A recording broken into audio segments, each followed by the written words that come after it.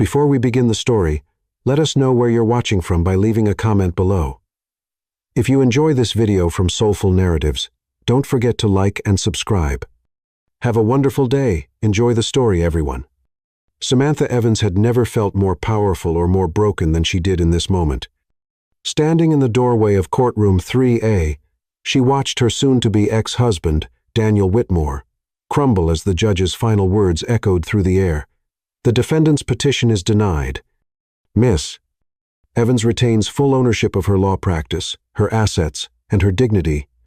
Her dignity. The judge had actually said that. The click of her designer heels, the last expensive gift Daniel had given her before she discovered his betrayal, rang out like gunshots against the marble courthouse floor. Each step through the grand hallway was a declaration, each breath a victory song. She had walked into this building as a woman destroyed by lies and was walking out as a queen reclaiming her throne. Victory should have tasted sweet. Instead, it tasted like tears she refused to shed and dreams she'd never get back. Samantha! Wait! Daniel's voice cut through the courthouse chatter, desperation bleeding through his usual arrogance. She turned slowly, her dark eyes meeting his for what she hoped would be the last time. Even now, after everything, he was still handsome in that privileged way that had first attracted her. Tall, well-dressed, with the kind of confident smile that money could buy. Behind him, the Whitmore family stood in their expensive suits, whispering threats about appeals and revenge. Daniel's mother, Eleanor, with her perfectly styled silver hair and cold blue eyes, was already on her phone, no doubt summoning their army of lawyers. The Whitmore family had money, connections, and a legacy of destroying anyone who dared challenge them. But Samantha possessed something they couldn't comprehend. She had survived poverty, discrimination, and abandonment. She was a queen who had built her own kingdom from nothing, and no one would strip that from her. "There's nothing left to say, Daniel," she replied, her voice steady despite the tremor in her hands. The judge made it clear. "The law practice is mine, the house is mine, and my dignity is mine to keep. You can't seriously think you'll survive without my family's support," he sneered, stepping closer. His designer cologne, the same scent that once made her heart race, now churned her stomach. "You're nothing without us, Samantha. Nothing but a project girl who got lucky." The words struck her like physical blows, each one calculated to shatter the confidence she'd built over years of fighting for her place in a world that had never welcomed her. But Samantha had endured worse. She'd survived worse. "I was never nothing, Daniel. I was simply naive enough to believe that love could overcome the venom in your heart." She turned away from him, her spine straight, her chin elevated like the queen she'd always been. "Goodbye, Daniel. May you find whatever hollow satisfaction you're truly seeking." She walked away with purpose, her heels clicking against the marble as she headed for the courthouse exit. The weight of the last 2 years finally began to settle on her shoulders. The sleepless nights preparing for court. The humiliation of discovering Daniel's affairs with his secretary, his tennis instructor, and God knew who else. The heartbreak of realizing that his family had seen her as nothing more than temporary entertainment. The autumn Denver air hit her face as she stepped outside, crisp and cold against her skin. She had parked 6 blocks away, too proud to pay for courthouse parking, too broke after legal fees to afford the luxury. Her savings were depleted, her practice barely surviving, and her heart was shattered into pieces she wasn't sure she could ever put back together. She made it halfway down the courthouse steps when her legs began to shake. The adrenaline that had carried her through the hearing was fading, replaced by an exhaustion so deep it seemed to reach her bones. She gripped the cold metal railing, trying to steady herself, but the world began to tilt and spin. I can't, she whispered to herself, her breath coming in short gasps. The stress, the lack of sleep, the emotional toll of the divorcee, all hit her at once like a freight train. She hadn't eaten in 12 hours, hadn't slept properly in weeks. Her body was shutting down. Her knees buckled, and she felt herself falling toward the concrete steps. This was it. She was going to collapse on the courthouse steps like some tragic figure, giving Daniel and his family one final moment of satisfaction. But instead of hitting cold concrete, she found herself caught in strong, warm arms. The scent of honest work and clean soap filled her nostrils as she was lifted effortlessly against a broad chest. Through her blurred vision, she saw eyes the color of a stormy sky looking down at her with genuine concern. "I've got you," a deep voice murmured, and something in those 3 words made her feel safer than she had in months. "You're okay. I've got you." Samantha tried to focus on her rescuer's face, but her vision was swimming. She could make out strong features, light brown hair, and those incredible eyes that seemed to see straight through to her soul. He was wearing work clothes, a flannel shirt and jeans, and his hands bore the calluses of honest labor. "My sister went through something similar," he said quietly. His voice meant only for her. "Divorce court. I was here for her hearing. Saw you come out of the other courtroom. You looked like you were carrying the weight of the world. Call an ambulance," he shouted to someone nearby, his voice carrying authority that cut through the courthouse crowd. "She needs medical attention." "No," Samantha tried to protest, her voice barely a whisper. "I'm fine." "You need to be checked out," he said firmly, settling her more comfortably in his arms. She realized he was kneeling on the steps, holding her against his chest like she weighed nothing. "You scared me when you started to fall." There was something about the way he said "scared me" that made her heart flutter despite her exhaustion. This stranger was looking at her like she mattered, like her well-being was important to him. When was the last time someone had looked at her that way? The sound of sirens filled the air, and Samantha realized a crowd had gathered, faces staring down at her. She saw Daniel pushing through, his expression shifting from anger to confusion to something that might have been concern. "Samantha, what happened?" Daniel demanded, but her rescuer's arms tightened around her protectively. "Step back," the stranger said, his voice taking on a dangerous edge that made Samantha's pulse quicken. "Give her space to breathe." When the paramedics arrived, Samantha expected her rescuer to hand her over and disappear into the crowd. Instead, he stood up with her still in his arms, his jaw set with determination. "I'm riding with her," he announced to the paramedics, his tone brooking no argument. "Are you family?" one of the EMTs asked, already preparing the gurney. Samantha felt her rescuer's arms tighten around her, his chest rising and falling with a deep breath. In that moment, with her world spinning and her heart breaking, she looked up into those stormy eyes and saw something that took her breath away. A man who cared about her well-being more than Daniel ever had. "She's my wife," he said, his voice carrying such conviction that even Samantha almost believed it. The words hit the crowd like a thunderbolt. Daniel's face went white, his mother gasped audibly, and Samantha felt her heart skip a beat. This stranger, this beautiful, gentle stranger, was claiming her as his own. "Your wife?" Daniel sputtered, his voice cracking with disbelief. Her rescuer looked directly at Daniel, his eyes blazing with protective fury. "That's right, my wife. And if you don't step back and let the paramedics do their job, we're going to have a problem." As Samantha was loaded onto the gurney, she caught Daniel's expression. Shock, confusion, and something that looked almost like regret. For the first time since she'd known him, Daniel looked like a man who was realizing he'd lost something precious. The last thing she saw before the ambulance doors closed was her mysterious rescuer climbing in beside her, his hand gently taking hers, his eyes never leaving her face. In that moment, as the sirens began to wail and they pulled away from the courthouse, Samantha felt something she hadn't felt in years. She felt like a queen being rescued by her king. And somewhere in the crowd behind them, Daniel watched the ambulance disappear, finally understanding that he had lost the most incredible woman he'd ever known to a man who had claimed her as his own in less than 5 minutes. The queen had fallen, but she hadn't fallen alone. Chapter 2. The Protector's Heart. Samantha woke to the sound of rain against hospital windows and the gentle murmur of a voice she didn't recognize, but somehow trusted completely.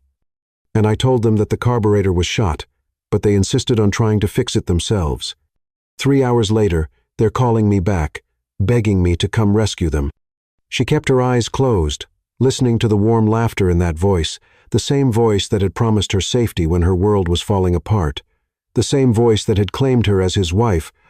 "You're awake," he said softly, and she could hear the smile in his words. "I can tell by the way your breathing changed. Samantha opened her eyes slowly, preparing herself for the harsh fluorescent lights of the hospital room. Instead, she found herself looking into those same stormy blue eyes that had caught her when she fell. He was sitting in an uncomfortable plastic chair beside her bed, his large frame somehow folded into the small space, his attention completely focused on her. "Hi," she whispered, her voice hoarse from exhaustion. "Hi yourself," he replied, and the gentleness in his tone made her heart flutter. "How are you feeling?" "Like I was hit by a truck," she admitted, trying to sit up. Immediately, he was on his feet, helping her adjust the hospital bed, his hands careful and warm against her arms. "The doctor said you were dehydrated and exhausted. When's the last time you ate a real meal?" Samantha thought about it and realized she couldn't remember. "I don't know. Maybe 2 days ago." His jaw tightened, and she saw something dangerous flash in his eyes. "2 days. Jesus, Samantha. You know my name?" she said, surprised. "I asked the nurses. I hope that's okay." He settled back into his chair, but she could see the tension in his shoulders. "I'm Nathan. Nathan Brooks." "Nathan," she repeated, liking the way his name felt on her tongue. "Thank you for everything." "You didn't have to stay." "Yes, I did." His voice was firm, leaving no room for argument. "Someone needed to make sure you were okay. But you told them I was your wife." The words hung in the air between them, and Samantha felt her cheeks warm. "Why did you do that?" Nathan was quiet for a long moment, his eyes studying her face like he was memorizing every detail. "Because you looked like you needed someone to claim you, to protect you." He paused, running a hand through his hair. "And because that bastard ex-husband of yours was looking at you like you were something he could throw away." The fierce protectiveness in his voice made her breath catch. "You don't even know me." "I know enough." He leaned forward, his elbows on his knees. "I know you're a lawyer who just won a difficult case. I know you're strong enough to walk out of that courthouse with your head held high, even when you were falling apart inside. I know you're beautiful enough to stop traffic, and I know that any man who would hurt you is a fool." Samantha felt tears prick her eyes. "You don't understand. I'm not someone men fight for. I'm not someone men claim. Then you've been meeting the wrong men." The simple statement hit her like a physical blow. She stared at him, this gentle giant in work clothes and worn boots, and felt something shift inside her chest. "I should go," she said suddenly, throwing back the hospital blanket. "I have work to do, bills to pay." "Whoa, hold on." Nathan was on his feet again, his hands gentle but firm on her shoulders. "The doctor wants to keep you overnight for observation. You can't just walk out of here." "I can't afford to stay overnight," Samantha said, the words tumbling out before she could stop them. "I don't have insurance that covers this, and I just spent everything I had on legal fees." Nathan's expression softened, and he sat on the edge of her bed, close enough that she could smell his cologne, something clean and masculine that made her want to lean into him. "Don't worry about that," he said quietly. "I'll take care of it." "No." Samantha shook her head firmly. "I don't accept charity. I don't accept handouts. I've been taking care of myself since I was 16, and I'm not going to stop now." "It's not charity," Nathan said, his voice patient. "It's what someone does when they care about another person. You don't know me well enough to care about me." Nathan was quiet for a long moment, his eyes never leaving hers. "Maybe not, but I'd like to, if you'll let me."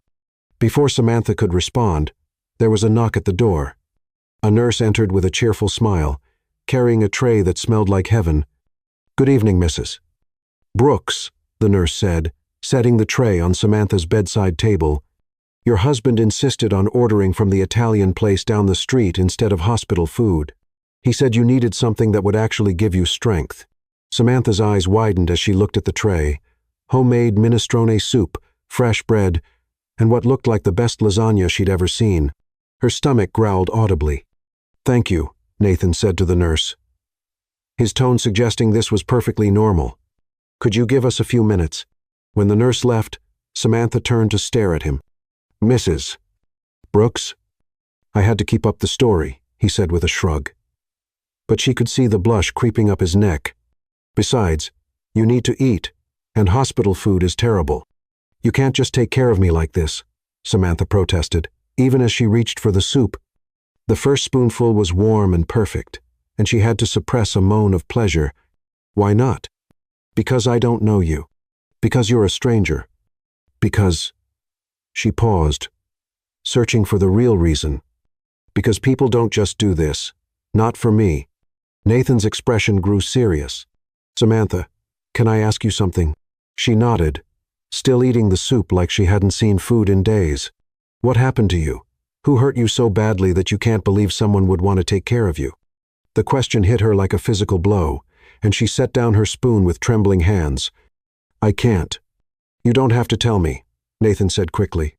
But I want you to know that whatever happened, it doesn't define you. You're worth caring for. You're worth protecting. Samantha felt tears spill down her cheeks before she could stop them. You don't understand. I've never been enough. Not for my father who left when I was born. Not for my mother's boyfriends who saw me as an inconvenience. Not for Daniel who... She stopped, unable to finish. Who what? Nathan's voice was dangerously quiet. Who said I was practice? That I was good enough for now, but not good enough to keep. Not good enough to be seen with in public. Not good enough to take home to his family. The words poured out of her like blood from a wound. He said I was entertaining, but I wasn't wife material. Not for a man like him. Nathan stood up so fast his chair scraped against the floor. Samantha could see his hands clenched into fists, his jaw tight with rage. That son of a bitch, he said, his voice low and dangerous. I should have hit him when I had the chance. Nathan, no. Listen to me. He turned back to her, his eyes blazing with an intensity that took her breath away. Everything he said was a lie. You are magnificent, Samantha. You are brilliant and strong and beautiful, and any man who can't see that is blind. You don't know me, she whispered. I know enough. He sat back down, reaching for her hands. I know you're a fighter. I know you're someone who stands up for what's right. I know you're someone who deserves to be loved completely, honestly, and forever. Samantha stared at him, this man who had appeared out of nowhere and was speaking to her like she was precious. Who are you, Nathan Brooks? I'm just a guy who works with his hands and believes in treating people right, he said, squeezing her fingers gently.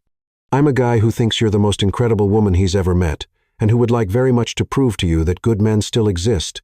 I don't date, Samantha said quickly. I can't. I'm not asking you to date me, Nathan said with a gentle smile. I'm asking you to let me be your friend. To let me bring you soup when you're sick and make sure you eat real food. To let me be someone you can count on. Samantha looked into his eyes and saw something she hadn't seen in years. Genuine care with no agenda. No expectation of return. This man was offering her friendship with no strings attached, and it terrified her. I don't know how to do this, she admitted. Neither do I, Nathan said with a laugh. But maybe we can figure it out together. Outside, the rain continued to fall, but inside the hospital room, something warm, fragile, and precious was beginning to bloom. Samantha didn't know what to call it yet, but for the first time in months, she wasn't facing the future alone. And Nathan Brooks, billionaire CEO pretending to be a simple working man, looked at the woman in the hospital bed and knew his life had just changed forever. Chapter 3. Love's First Whisper. 3 days after her collapse, Samantha was beginning to believe in miracles. She stood in front of the bathroom mirror in her small apartment, staring at her reflection and hardly recognizing the woman looking back at her. For the first time in months, her dark eyes held a spark of something that looked suspiciously like hope. Her phone buzzed on the counter, and she smiled before even looking at the screen. She already knew who it was. Nathan. Good morning, beautiful. Did you eat breakfast? Samantha. Good morning to you, too. And yes, I had the eggs and toast you brought yesterday. Nathan. Good. I was thinking about lunch. There's this little soul food place on Colfax that makes the best cornbread in Denver. Want to try it? Samantha's fingers hovered over the phone. In the 3 days since the hospital, Nathan had texted her every morning and evening, brought her groceries, and somehow managed to make her laugh even when she was drowning in work. He was keeping his promise to be her friend. But the way he looked at her made her heart race in ways she hadn't felt in years. Samantha. I'd like that, but I'm paying for my own meal. Nathan. We'll see about that. Samantha. Nathan, I'm serious. I don't want you spending money on me. Nathan, it's just lunch, Samantha. Friends buy each other lunch. She stared at the message, her heart doing that fluttery thing it did whenever he called her his friend. The word should have been safe, comfortable. Instead, it felt like a beautiful lie they were both telling themselves. Samantha, okay, but somewhere cheap. Nathan, trust me, I know just the place. An hour later, Samantha stood outside Mama Clara's soul food kitchen, watching Nathan walk up the street toward her. He was wearing jeans that had seen better days and a simple button-down shirt that looked like it had come from a thrift store.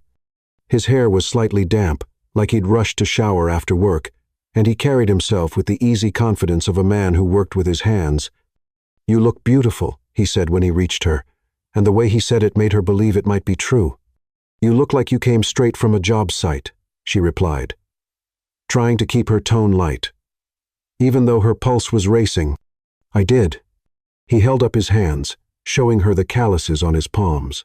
"Sorry if I smell like sawdust and paint." "You smell like honest work," Samantha said, and meant it. "I like it." Something flickered in Nathan's eyes, and for a moment, she thought she saw him hesitate. But then he smiled and gestured toward the restaurant. "Shall we?" Mama Clara gets cranky if people stand around blocking her door. Inside, the restaurant was exactly what Samantha had expected. Checkered tablecloths, mismatched chairs, and the kind of warmth that only came from family recipes and genuine love. The air was thick with the smell of cornbread and collard greens, and Samantha felt her stomach growl in response. Nathan, a large woman with graying hair and a smile that could light up a room, emerged from behind the counter. "Baby, where have you been? I haven't seen you in ages." "Hey, Mama Clara," Nathan said, accepting a hug that would have crushed a smaller man. "I've been busy with work. This is Samantha, the friend I told you about." Mama Clara turned her attention to Samantha, her sharp eyes taking in every detail. "So, you're the one who's got our Nathan all twisted up. Girl, you are even prettier than he said. And he's been singing your praises like a man struck by lightning." "He has not," Samantha protested, but she could feel her cheeks warming. "Oh, honey, yes, he has." Mama Clara laughed, a rich sound that filled the restaurant. "He came in here yesterday asking what kind of food would help a woman recover her strength, talking about how you've been working too hard and not eating enough. That man is completely smitten." "Mama Clara," Nathan said, his voice carrying a warning that only made the older woman laugh harder. "Don't you Mama Clara me, boy. I've been watching you for 3 years, and I've never seen you bring a woman in here. This one must be special." Samantha felt her heart skip as she glanced at Nathan. He was looking at her with an expression she couldn't quite read. Something tender and vulnerable that made her want to reach out and touch his face. "She is special," he said quietly, and the words hit her like a physical caress. Mama Clara seated them at a corner table, close enough that their knees brushed when they settled down. Samantha tried to focus on the menu, but she was acutely aware of Nathan beside her. The way he tapped his fingers rhythmically on the table when thinking, the way he kept stealing glances at her, as if ensuring she was really there. "So, what's good here?" she asked, attempting to break the tension. "Everything," Nathan said. "But the fried chicken is legendary, and the mac and cheese is." He paused, closing his eyes and making a sound that was almost sinful. "It should probably be illegal in several states." Samantha laughed, and the sound surprised her. When had she last laughed like that, light, free, and completely uninhibited? "I'll have the fried chicken then," she decided. "And the mac and cheese, that's probably illegal." "Make that too," Nathan called to Mama Clara, who was already heading toward the kitchen. "And cornbread," Mama Clara called back. "Extra butter for the skinny girl." When they were alone again, Nathan reached across the table and touched Samantha's hand. "You doing okay? You seemed tense walking in here." "Better now," she said, realizing it was true. "I slept through the night for the first time in months." "Good. You needed it." His thumb traced gentle circles on her knuckles. "Can I ask you something?" "Sure. What made you want to be a lawyer?" Samantha was quiet for a moment, surprised by the question. "My mother," she said finally. "She was gorgeous, the kind of beautiful that stops traffic, but she was also poor, black, and young. Men took advantage of that. Nathan's jaw tightened, but he didn't interrupt. When I was 7, she started dating this man, Charles Rutherford. He was wealthy, sophisticated, everything she'd ever dreamed of. He swept her off her feet, promised her the moon. Samantha's voice grew bitter. He moved us into his mansion, bought us nice clothes, made us feel like we finally belonged. What happened? I happened. Samantha pulled her hand away, wrapping her arms around herself. I was too dark for his social circle, too obviously not his biological daughter. His friends started making comments, asking questions. So he gave my mother an ultimatum, him or me. Jesus, Nathan breathed. She chose me. Of course she chose me, but not before he'd already destroyed her sense of self-worth. He'd made her dependent on him, cut her off from her friends, convinced her she was nothing without him. When we left, she had nothing, no money, no job skills, no confidence. That's why you became a lawyer, Nathan said, understanding. I swore I'd never be powerless like that, never be at someone else's mercy. I'd make my own way, fight for women who couldn't fight for themselves. Samantha looked down at her hands. Fat lot of good it did me. I still ended up married to a man who saw me as a temporary amusement. No, Nathan said firmly. You ended up divorcing a man who wasn't worth your time. There's a difference. Before Samantha could respond, Mama Clara appeared with their food. The table was suddenly covered with plates of golden fried chicken, creamy mac and cheese, perfectly seasoned collard greens, and cornbread that looked like it had been blessed by angels. Eat up, babies, Mama Clara said, but her eyes were on Nathan. And Nathan, you make sure this girl gets plenty. She's too skinny. Yes, ma'am, Nathan said solemnly. As they ate, the conversation flowed easily. Nathan told her about his work, carefully vague stories about construction jobs and difficult clients. Samantha found herself relaxing, laughing at his stories, enjoying the simple pleasure of sharing a meal with someone who actually listened when she talked. This is incredible, she said, taking another bite of the mac and cheese. I think I'm in love with the mac and cheese. With the mac and cheese? Nathan asked, but there was something in his voice that made her look up. With the mac and cheese, she confirmed, but their eyes met across the table and held. Good, he said quietly, because I think I'm in love too. The words hung in the air between them, loaded with meaning that had nothing to do with food. Samantha felt her heart start to race, felt that familiar flutter of panic when things got too real, too fast. Nathan, I'm not talking about the mac and cheese, he said, his voice gentle but determined.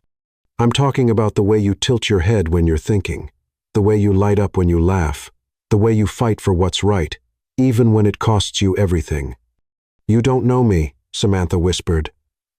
But the protest sounded weak, even to her own ears. I know enough. Nathan reached across the table again, this time taking both of her hands in his. I know you're brave and brilliant and beautiful. I know you've been hurt, and I know you're scared. But I also know that what I feel for you is real, and I think you feel it too. Samantha stared at him. This man, who had appeared in her life like a guardian angel, was now telling her he was falling in love with her. The rational part of her brain screamed warning it was too soon, too fast, too dangerous. But her heart was singing a different song entirely. I do feel it, she admitted, her voice barely above a whisper. And it terrifies me. Why? Because I don't trust myself. Because I thought I loved Daniel, and look how that turned out. Because I'm afraid that if I let myself care about you, you'll realize I'm not worth it and leave. Nathan stood up suddenly, his chair scraping against the floor. For a moment, Samantha thought he was walking away, proving her fears right. Instead, he came around the table and knelt beside her chair, taking her face in his hands. Samantha Evans, he said, his voice rough with emotion. You are worth everything. You are worth fighting for, worth protecting, worth loving with everything I have. And I am not going anywhere. Promise me, she whispered, tears threatening to spill. I promise. He leaned forward, his forehead touching hers. Can I kiss you? Samantha nodded, not trusting her voice. Nathan's lips touched hers gently, tentatively, like he was afraid she might break. But when she kissed him back, when she showed him she wasn't fragile, The kiss deepened into something that made her feel like she was coming home. They were interrupted by applause from the other diners, and Samantha pulled back, laughing and blushing. Nathan grinned, unashamed and unrepentant. That was... She started. Perfect, he finished. I was going to say public. That, too. He stood up, offering her his hand. Come on, let's get out of here before Mama Clara starts planning our wedding. As they walked out of the restaurant, Samantha felt lighter than she had in years. The autumn air was crisp and clean, and Nathan's hand was warm in hers. They walked slowly, neither wanting the afternoon to end. Your friends seem great, Nathan said, his arm around her waist. I was worried they wouldn't approve of me. Why wouldn't they approve? Samantha asked, genuinely confused. Because I'm not a lawyer or doctor or some other professional. Because I work with my hands instead of my brain. Samantha stopped walking and turned to face him. Nathan, you are the smartest, kindest, most wonderful man I've ever met. Anyone who can't see that is an idiot. I love you, he said, cupping her face in his hands. I love your passion, your intelligence, your strength. I love the way you fight for people who can't fight for themselves. You make me feel like I can conquer the world, Samantha said, standing on her tiptoes to kiss him. Like I can do anything as long as you're beside me. You can, Nathan said against her lips. You proved that today. The kiss deepened, and Samantha felt that familiar fire ignite in her belly. After 2 weeks of stolen kisses and heated glances, she was ready for more. Take me home, she whispered against his lips. Your place or mine? Nathan asked, his voice rough with desire. Yours, Samantha said. I want to see where you live. 20 minutes later, Nathan was opening the door to a modest apartment in a working-class neighborhood. Samantha looked around, taking in the simple furniture, the worn but clean carpet, the small kitchen with older appliances. It's perfect, she said, and meant it. It feels like you. Honest and a little rough around the edges? Nathan asked. Warm and real and wonderful, Samantha corrected, wrapping her arms around his neck. Their lovemaking was slow and tender, full of whispered endearments and gentle touches. Nathan worshipped her body like she was something precious, something sacred. He made her feel beautiful, desired, cherished in ways she'd never experienced. Afterward, they lay entwined in his bed, Samantha's head on his chest, listening to his heartbeat. I've never felt like this before, she said softly, like I'm exactly where I'm supposed to be. You are, Nathan said, his fingers tracing patterns on her shoulder. You're exactly where you're supposed to be. Promise me something, Samantha said, tilting her head to look at him. Anything. Promise me, we'll always be honest with each other. Promise me we'll always talk about things, even when it's hard. Nathan's body tensed slightly. I promise, he said, his voice thick with emotion. I promise I'll always be honest with you. Good, Samantha said, settling back against his chest. Because I can't survive another relationship built on lies. As Samantha drifted off to sleep, Nathan stared at the ceiling and felt his heart break. He wanted nothing more than to keep the promise he'd just made, but he was already living a lie so enormous it could destroy everything. He loved her more than life itself, and that love was going to cost him everything. Tonight, he would hold her and pretend that love was enough to overcome any obstacle. Tomorrow, he would find a way to tell her the truth without losing her forever. Chapter 4. Building Dreams Together. Samantha had never believed in fairy tales until Nathan showed up at her door with a borrowed truck and a toolbox that looked like it had survived several construction sites. You don't have to do this, she said, watching him survey her new apartment with the critical eye of a man who understood structure. I can hire someone. With what money? Nathan asked, setting his toolbox down. You just spent everything on legal fees. I'll figure it out. I always do. Nathan turned to face her, and the look in his eyes made her breath catch. Samantha, I'm here because I want to be. Because helping you brings me joy. Can you allow me that? The truth was, she couldn't afford to hire anyone. Her savings were gone, her practice barely surviving, and this apartment was all she could afford.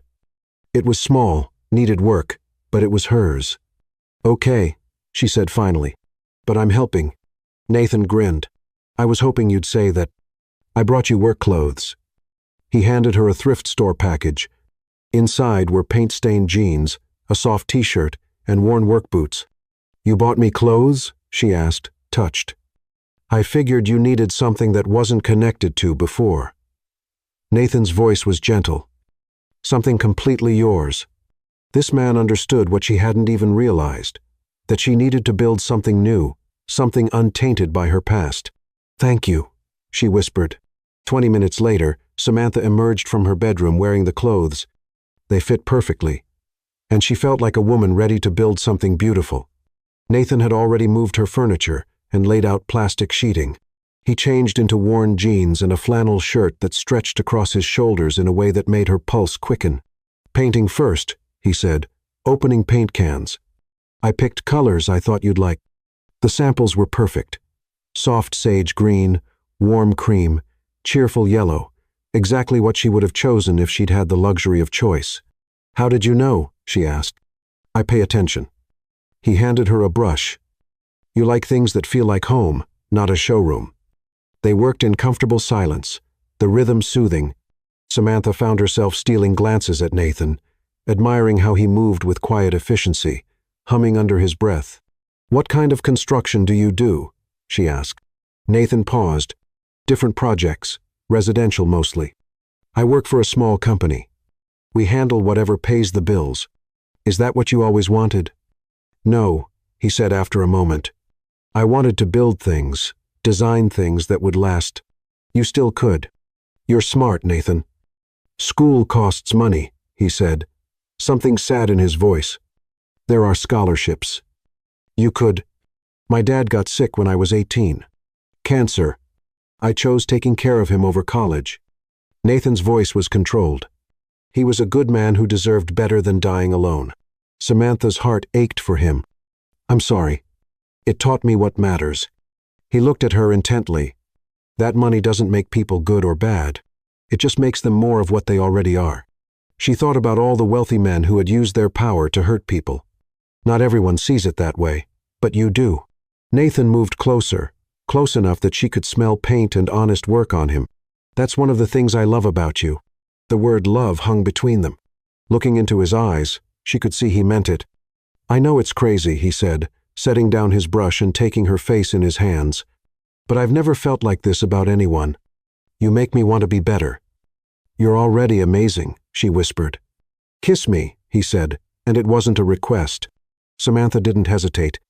She kissed him, tasting paint and possibility. His arms came around her, pulling her close, and the kiss deepened into something that made her knees weak. When they broke apart, both were breathing hard. "We should get back to painting," he said. Voice rough with desire.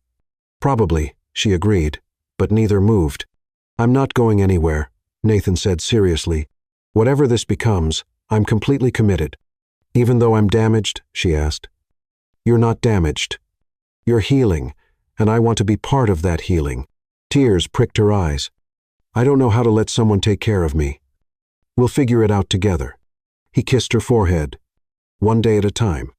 They worked for hours, painting and talking. Nathan shared carefully edited stories about work, while Samantha talked about law school and her dreams before Daniel tried to destroy them.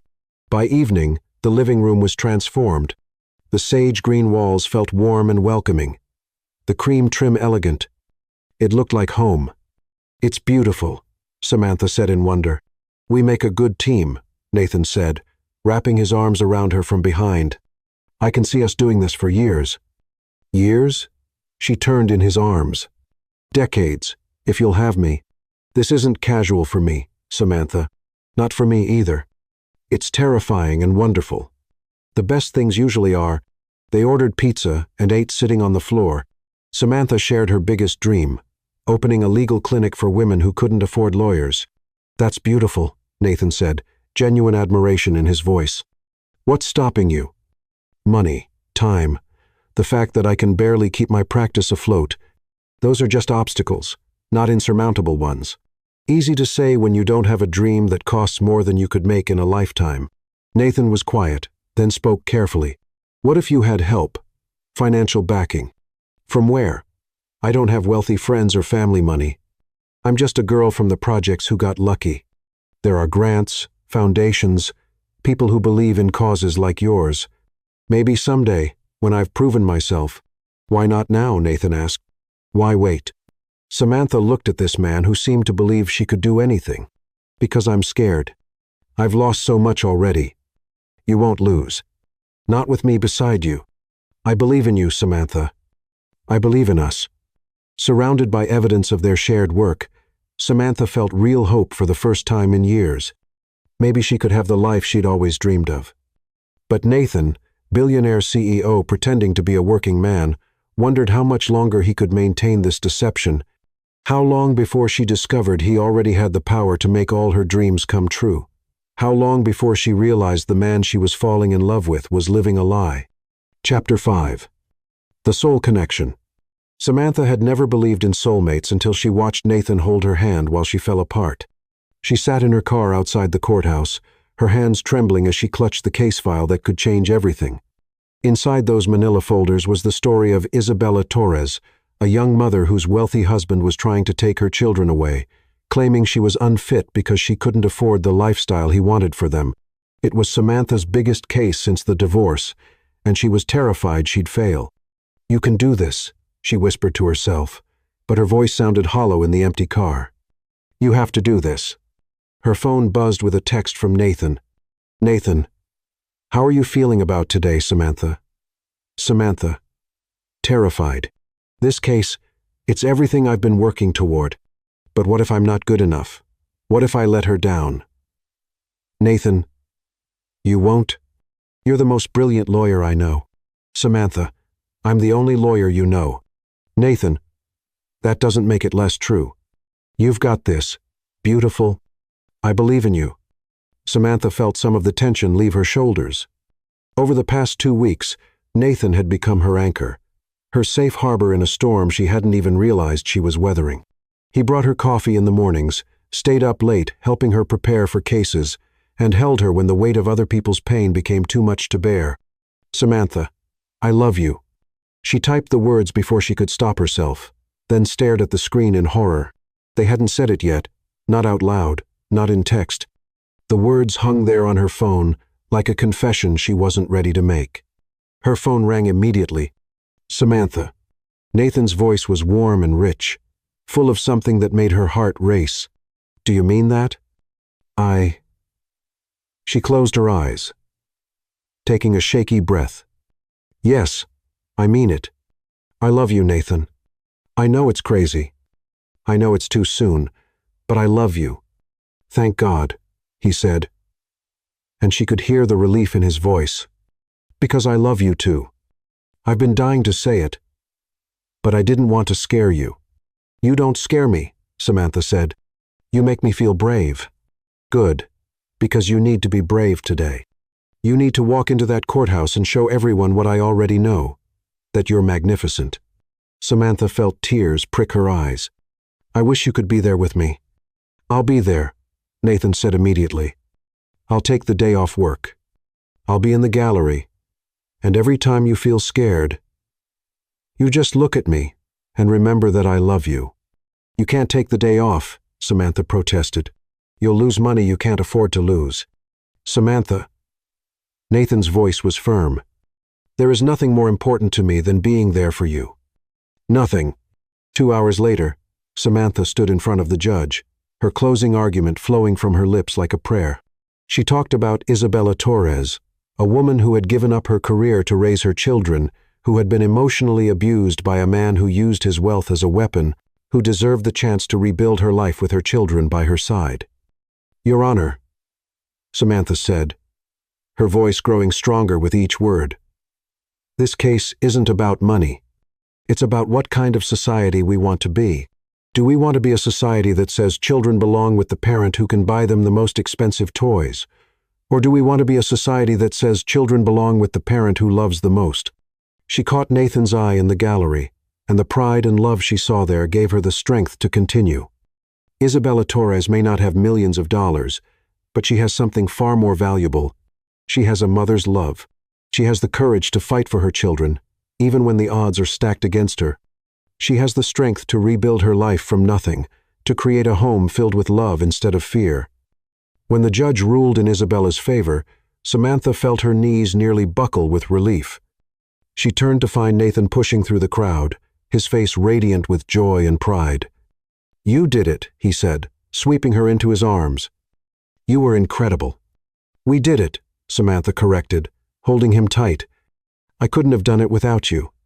"Yes, you could have," Nathan said, pulling back to look at her. "But I'm glad you didn't have to." That evening, Samantha's law school friends threw an impromptu celebration at their favorite bar. Samantha had been nervous about introducing Nathan to her friends, worried about what they would think of her blue-collar boyfriend. But as she watched him charm her colleagues with his intelligence and humor, she realized her fears had been unfounded. "I like him," her friend Lauren whispered, nudging Samantha's shoulder. "He's not what I expected." "What did you expect?" Samantha asked, curious. "I don't know. Someone trying too hard to impress us, I guess. Someone slick and calculating. But he's just genuine, and the way he looks at you," Lauren sighed dreamily. "Girl, that man is completely gone for you." Samantha glanced across the room to where Nathan was discussing construction projects with her friend Michael. He was wearing a thrift store suit that fit him perfectly, and he carried himself with a quiet confidence that made her heart race. "He's nothing like Daniel," Samantha said. "No, he's not," Lauren agreed. "Daniel always acted like he was doing you a favor by being with you. Nathan acts like he won the lottery." "I'm scared," Samantha admitted. "Of what?" "Of how much I love him. Of how much I need him. Of what happens if he leaves." Lauren turned to face her fully. "Samantha, that man is not going anywhere.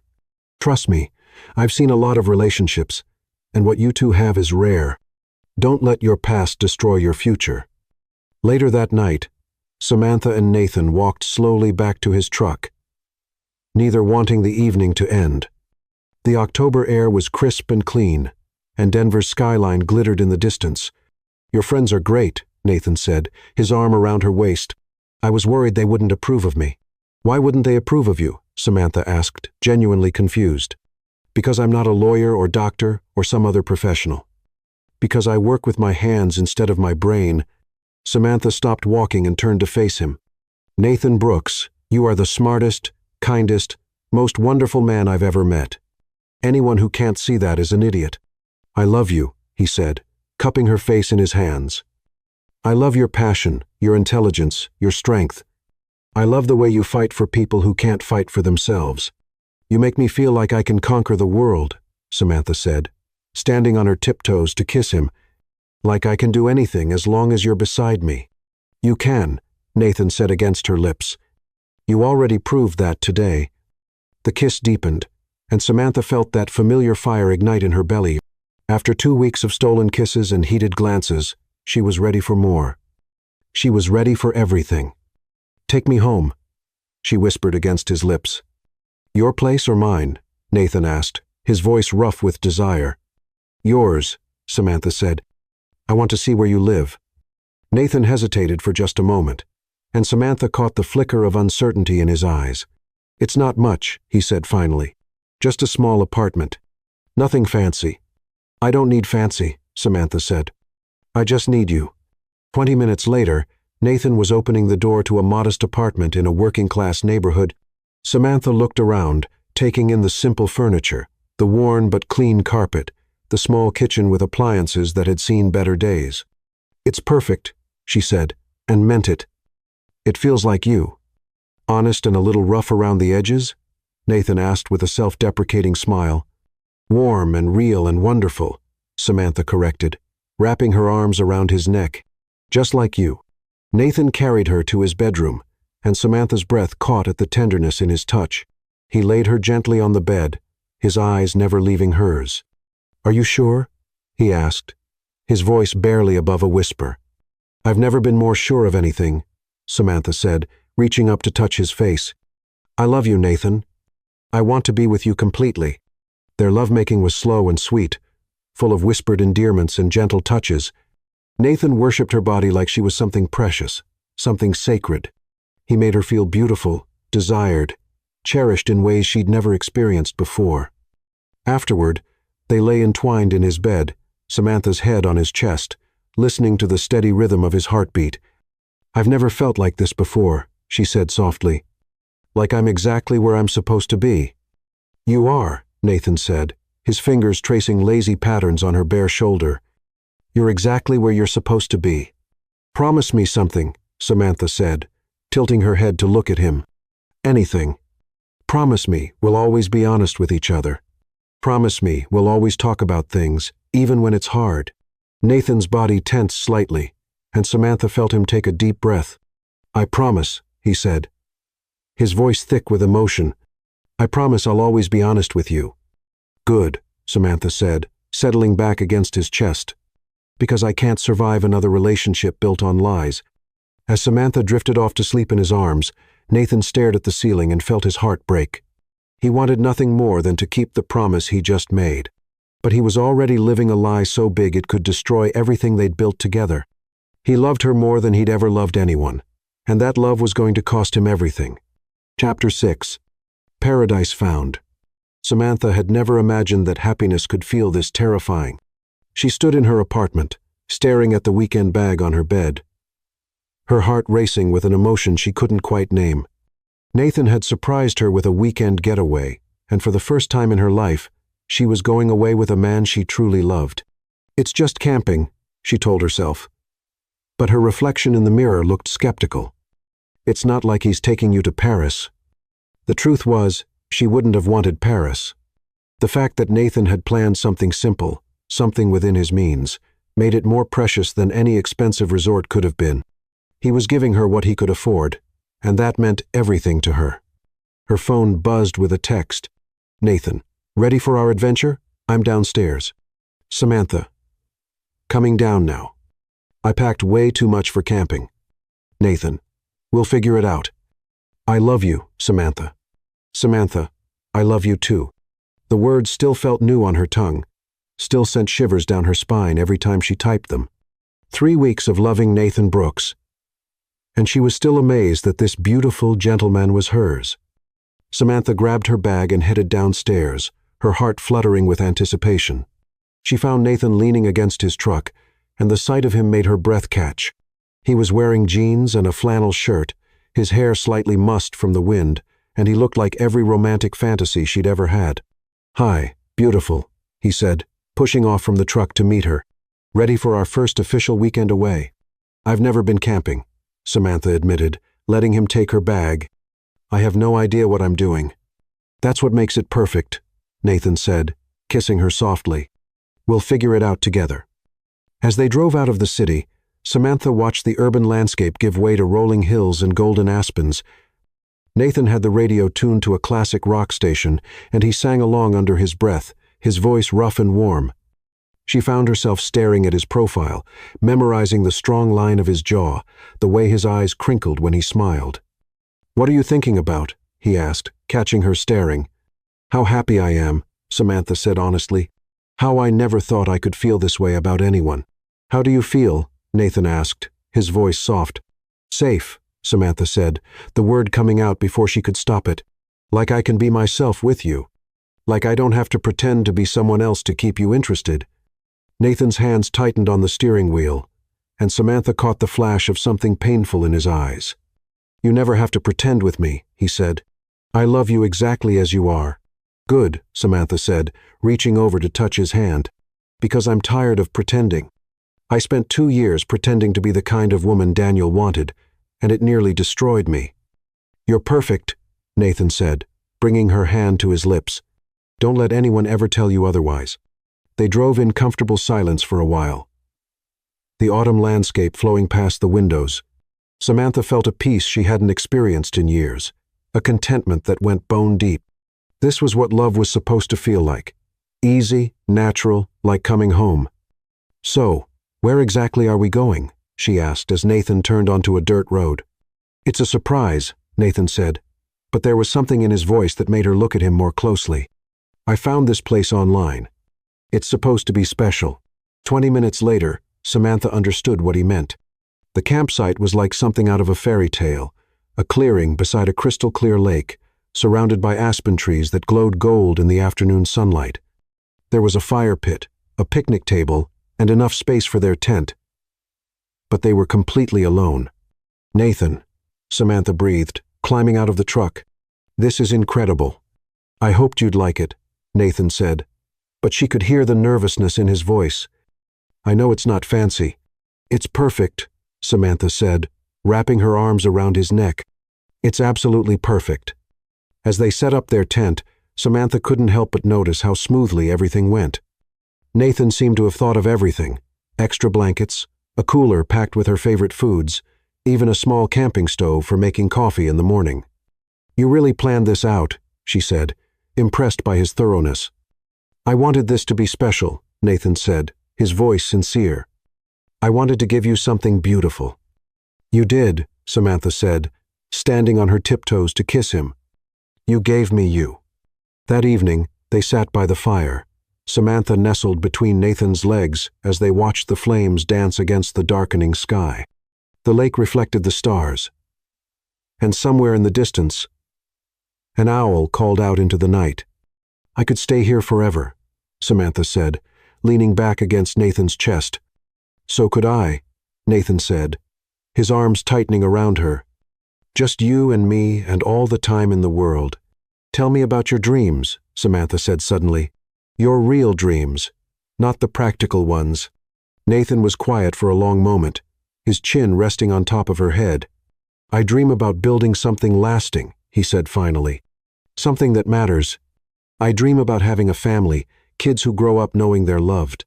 I dream about waking up every morning next to the woman I love and knowing that she loves me back. What else? Samantha prompted, sensing there was more. I dream about changing the world, even if it's just a little bit. About using whatever talents I have to make life better for people who need help. Nathan's voice grew passionate. I dream about being the kind of man who deserves someone like you. You already are that man, Samantha said, turning in his arms to face him. You're exactly the man I've been waiting for my whole life. Am I? Nathan asked, and there was something vulnerable in his voice that made her heart ache. Yes, Samantha said firmly. You're kind and strong and honest. You work hard for what you have. You treat me like I'm precious. You make me feel like I'm worth fighting for. Nathan's eyes filled with tears, and he pulled her closer. I love you so much, it scares me sometimes, he said. I love you so much, I don't know how I lived without you. You don't have to live without me, Samantha said, her own eyes filling with tears. I'm not going anywhere, Nathan. I'm yours completely. Promise me, Nathan said, his voice urgent. Promise me that when things get hard, when life gets complicated, you'll remember this moment. You'll remember how much we love each other. I promise, Samantha said, confused by the intensity in his voice. But why are you talking like something's going to happen? Because I know how easy it is to lose the good things in life, Nathan said. I know how quickly everything can change. I just want to make sure you know how much you mean to me. Samantha kissed him then, pouring all her love and reassurance into the contact. Nothing's going to change. She whispered against his lips. We're going to be okay. They made love under the stars, their bodies moving together with a passion that felt sacred, eternal. Nathan worshipped her with his hands and his mouth, whispering words of love and adoration that made her feel like a goddess. When they finally came together, it was with a desperation that spoke of souls recognizing their perfect match. Afterward, they lay entwined in their sleeping bags, Samantha's head on Nathan's chest, listening to the sound of the lake lapping against the shore. I want to have your babies, Samantha said suddenly, the words tumbling out before she could stop them. Nathan's body went still beneath her. What? I want to have your babies, Samantha repeated, mortified but unable to take it back. I want to build a life with you, a family. I want to wake up every morning for the rest of my life and know that you're mine. Samantha. Nathan's voice was thick with emotion. I know it's too soon, Samantha said quickly. I know we haven't talked about it, but I love you so much, and I can't imagine my future without you in it. I can't imagine my future without you either, Nathan said, his arms tightening around her. I want all of that with you. The babies, the life, the forever. Really? Samantha lifted her head to look at him.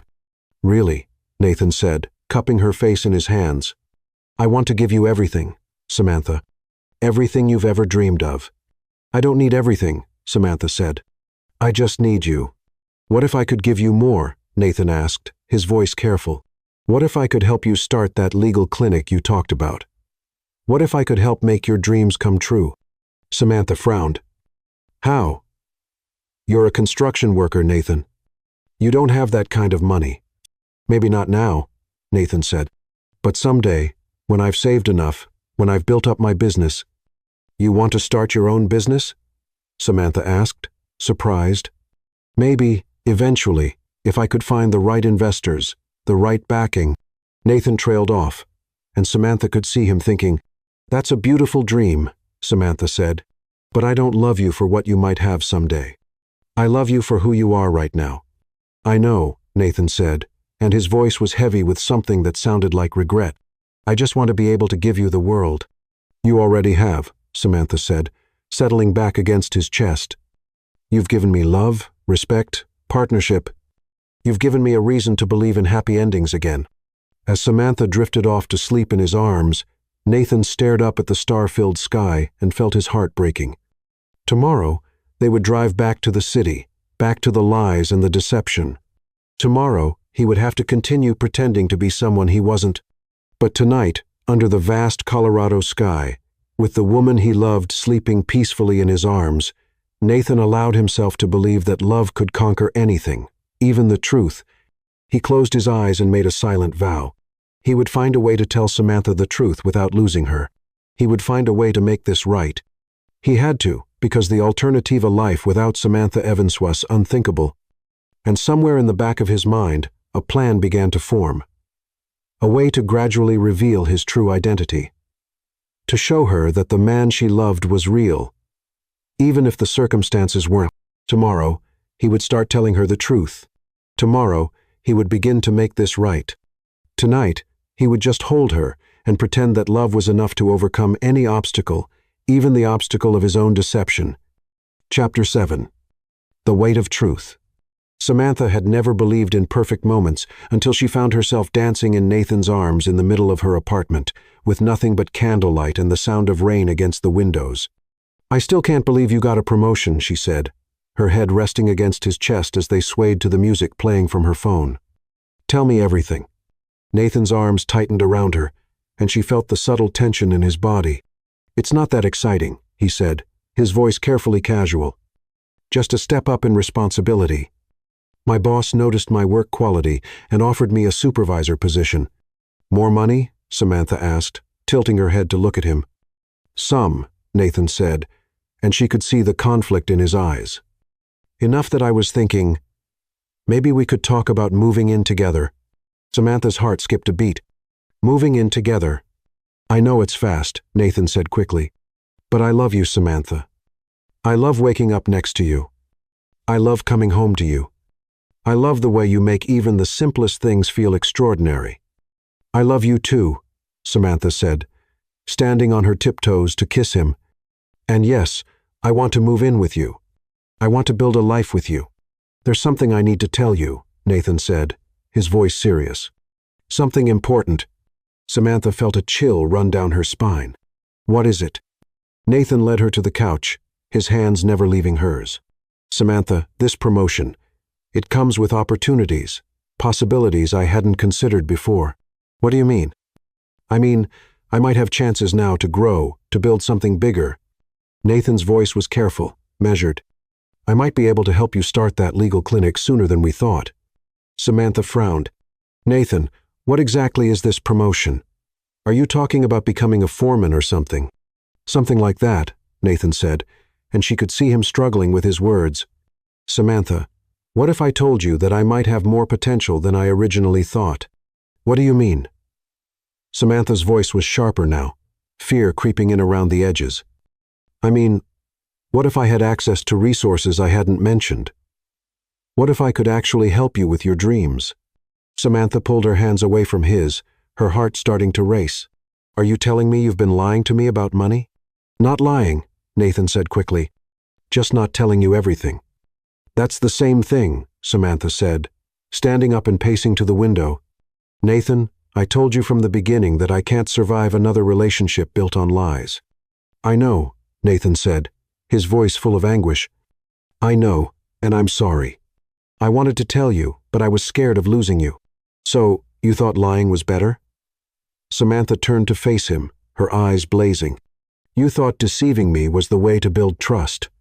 No, Nathan said, standing up and reaching for her. I thought, if you knew the truth, you'd think I was just another rich man trying to buy your affection. The truth about what? Samantha demanded. How rich are you, Nathan? Because construction workers don't get promoted to the kind of money you're talking about. Nathan opened his mouth to speak, then closed it again. Samantha watched the war playing out on his face, saw the moment when he made his decision. You're right, he said quietly. I'm sorry. I'm getting ahead of myself. The promotion is good, but it's not life-changing money. I just want to be able to give you more than I can right now. Samantha studied his face, sensing there was more he wasn't telling her. Nathan, are you being honest with me? Yes, Nathan said, and she could hear the lie in his voice. I'm being honest with you. Then why do I feel like you're still hiding something? Nathan crossed the room to her, taking her face in his hands. Because I love you so much that I sometimes dream bigger than reality allows. Because I want to give you everything you deserve. And right now I can't. Samantha searched his eyes, looking for the truth. What she saw there was love, fear, and something that looked like desperation. But she also saw the man she'd fallen in love with, the gentle, hard-working man who had saved her from falling and claimed her as his own. I don't need you to give me everything, she said softly. I just need you to be honest with me. I am being honest with you, Nathan said, and this time the lie came easier. I love you, Samantha, more than I've ever loved anyone. That's the only truth that matters. Samantha wanted to push, wanted to demand answers to the questions that were nagging at her. But looking into Nathan's eyes, seeing the love and vulnerability there, she found herself nodding. Okay, she said. I believe you. Thank you, Nathan said, pulling her into his arms. Thank you for trusting me. I do trust you, Samantha said, even as a small voice in her head whispered warnings. I love you, Nathan. I love you exactly as you are. Not rich, not poor, just perfect. The words hit Nathan like a physical blow. He closed his eyes, holding her tighter, and felt his heart break completely. She loved him exactly as he was, which meant she loved a lie. She loved Nathan Brooks, the construction worker, not Nathan Brooks, the billionaire CEO. I love you too, he whispered, and meant it with every fiber of his being. I love you so much, it terrifies me. Don't be terrified, Samantha said, pulling back to look at him. We're going to be okay. We're going to build something beautiful together. Are we? Nathan asked, his voice thick with emotion. Yes, Samantha said firmly. We are, because we love each other, and we're honest with each other. And we want the same things. Nathan nodded, unable to speak past the lump in his throat. Samantha loved him for who he pretended to be, and every day he continued the charade was another day he betrayed that love. Let's celebrate, Samantha said, her mood brightening. Your promotion, our future, us. How do you want to celebrate? Nathan asked, grateful for the change of subject. Cook me dinner, Samantha said with a smile. Something simple and perfect, just like you. In the kitchen, they moved together with the easy rhythm of partners who had learned each other's movements. Nathan cooked while Samantha opened wine, and they talked about their future like it was a certainty. Like nothing could tear them apart. I want to marry you, Nathan said suddenly, the words coming out before he could stop them. Samantha nearly dropped her wine glass. What? I want to marry you, Nathan repeated, turning to face her. I know it's too soon. I know we haven't talked about it, but I can't imagine my life without you in it. I want to wake up every morning for the rest of my life and know that you're mine. Nathan. Samantha's voice was barely a whisper. I don't have a ring yet, Nathan said, his words tumbling out in a rush. I can't afford the kind of ring you deserve, but I'm saving up. I'm going to buy you something beautiful, something that shows the world how much I love you. Samantha set down her wine glass and crossed the room to him. I don't need an expensive ring, she said, wrapping her arms around his neck. I just need you. Is that a yes? Nathan asked, his heart pounding. That's a yes, Samantha said, tears streaming down her face. Yes, I'll marry you. Yes. I want to spend the rest of my life with you. Nathan kissed her then, pouring all his love and desperation into the contact. She tasted like wine and tears and forever, and he knew he would never love anyone the way he loved her. "I promise I'll be a good husband," he said against her lips. "I promise I'll take care of you, protect you, love you for the rest of my life." "I promise the same," Samantha said. "I promise I'll love you exactly as you are, forever." The words were like a knife to his heart. She was promising to love a lie, and he was letting her, but looking into her eyes, seeing the joy and love there, he couldn't bring himself to destroy her happiness. Not tonight. Tonight, he would let her believe in their fairy tale. Tonight, he would hold her and make love to her, and pretend that their future was built on truth instead of deception. They made love with a passion that bordered on desperate, as if they were both trying to prove something to each other. Nathan worshipped her body with his hands and his mouth, memorizing every curve, every sound she made. Samantha gave herself to him completely, holding nothing back, trusting him with her heart and her body and her future. Afterward, they lay entwined in her bed, Samantha's head on his chest, her engagement ring finger-tracing lazy patterns on his skin. "I can't wait to be your wife," she said softly. "I can't wait to build a life with you." "What kind of life do you want?" Nathan asked, his voice rough with emotion. "Simple," Samantha said. "A little house somewhere. Maybe a garden. Children who grow up knowing they're loved. Sunday mornings in bed, quiet evenings together. Nothing fancy, just real." "That sounds perfect," Nathan said, and meant it. "That sounds like everything I've ever wanted." "Good," Samantha said, pressing a kiss to his chest. "Because that's what we're going to have.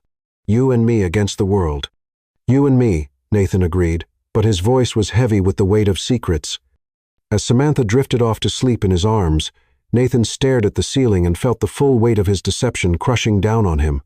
He had been about to tell her the truth, had been ready to confess everything, but her words had stopped him cold. She loved him exactly as he was. She loved Nathan Brooks, the construction worker, not Nathan Brooks, the billionaire. And now she was going to marry him, build a life with him, have his children, all based on a lie so fundamental that it poisoned everything they shared. He had to tell her the truth. But how could he destroy the happiness in her eyes? How could he risk losing the only real love he'd ever known? Tomorrow, he told himself. Tomorrow he would find a way to make this right. Tonight, he would just hold her and pretend that love was enough to overcome any obstacle, even the obstacle of his own cowardice. But deep in his heart, Nathan knew that tomorrow would bring the same fear, the same excuses, the same lies. And each day he stayed silent was another day he betrayed the woman he loved, more than life itself, the woman who was going to marry a man who didn't exist. Chapter 8. The devastating truth. Samantha had never believed in perfect happiness until it was ripped away from her in the space of a single news report. She was sitting in her favorite coffee shop, reviewing case files for the morning, when she glanced up at the television mounted on the wall. The volume was low, but she could see the headlines scrolling across the bottom of the screen. Tech mogul Nathan Brooks receives humanitarian award for educational initiative. Her heart stopped. The man on the screen was wearing a perfectly tailored tuxedo, his hair styled flawlessly, his smile confident and polished. He was standing at a podium, accepting an award from the governor of Colorado, surrounded by Denver's elite. He looked like money, power, privilege, everything she had been taught to distrust. He looked exactly like Nathan, her Nathan, but it couldn't be. Her Nathan was a construction worker who wore thrift store clothes and worried about bus fare. Her Nathan was honest and humble and real. The man on the screen was Nathan Brooks, CEO of Brooks Technologies. Worth an estimated $2.8 billion. Samantha's coffee cup slipped from her numb fingers, shattering on the floor and sending hot liquid splashing across her shoes.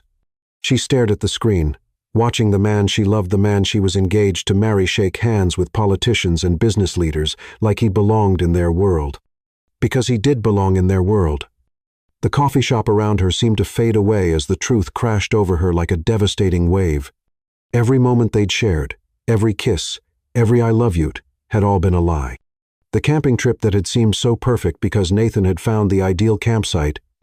The way he always seemed to have exactly what they needed, exactly when they needed it. The tools that were too high quality for a construction worker, the knowledge that went beyond manual labor. She had been so naive, so desperate to believe in love, that she had ignored every warning sign. Samantha ran from the coffee shop, her vision blurred by tears, her chest tight with the kind of pain that made it hard to breathe. She drove through the streets of Denver in a daze, running red lights and ignoring the honking horns of other drivers. She had to get to him. She had to look him in the eye and hear him try to explain away this betrayal. The address she found online led her to a gleaming downtown high-rise that screamed money and power. The Brooks Technologies building was a monument to success, its glass and steel facade reflecting the Denver skyline like a mirror. Samantha sat in her car across the street, staring up at the building, feeling smaller and more insignificant than she had ever felt in her life. Her phone buzzed with a text from Nathan. "Nathan, good morning, beautiful. Can't wait to see you tonight. I love you." Samantha stared at the message, her hands shaking.